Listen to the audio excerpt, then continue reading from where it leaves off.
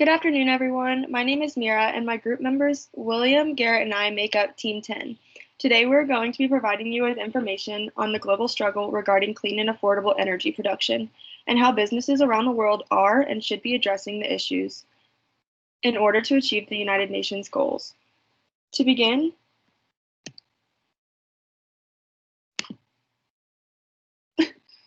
I want to bring your attention to the question of why affordable and clean energy should be a key focus of the United Nations, as well as a few goals that will give you a clear understanding of what this looks like moving forward.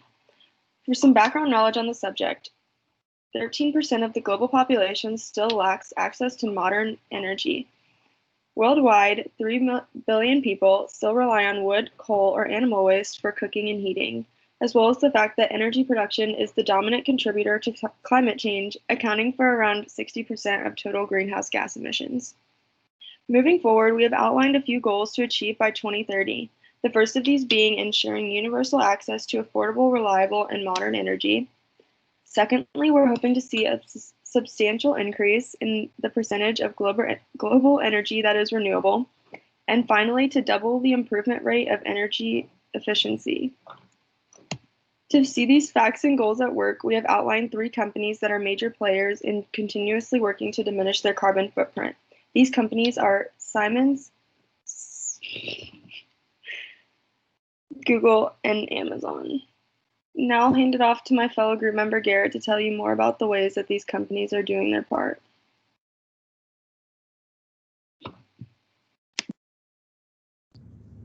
Thank you, Mira, and hello, everyone. The first company I'm going to address is Google. Google has been a key contributor to the UN's goal with their efforts to combat climate change and use clean, renewable energy.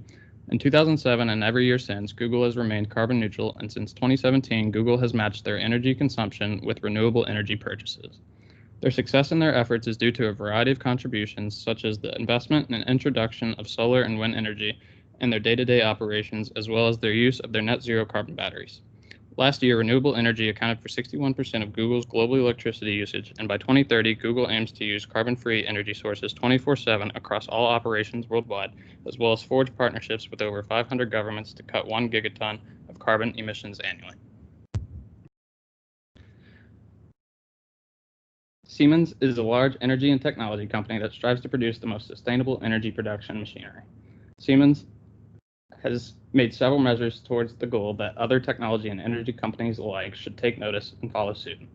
In the past 2 years, Siemens technology has expanded the infrastructure of electrical vehicle charging stations in Germany by 200% and has helped U.S. customers decrease CO2 emissions by 132 million metric tons. Siemens aspires that its worldwide operations are to achieve net zero carbon emissions by 2030 while currently operating on 41% renewable energy sources. Amazon has also began taking their own measures to achieve the United Nations goal. Currently, Amazon has 91 renewable energy projects across the globe. Some examples include solar panel installations in 2018 that offset the carbon dioxide equivalent of more than 200 million miles of truck deliveries, as well as 100,000 electric delivery vehicles that they have ordered in February.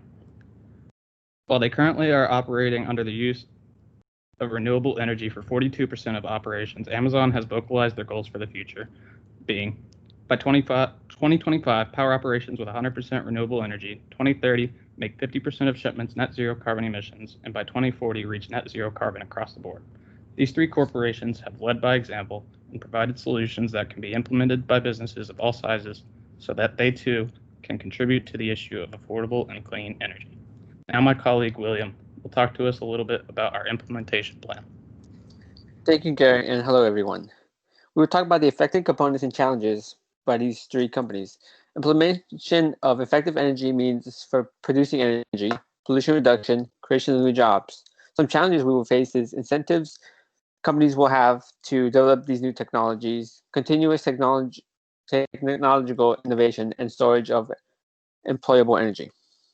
Our mission is to implement clean and affordable energy systems globally in order to decrease our carbon footprint and increase the availability of such energy.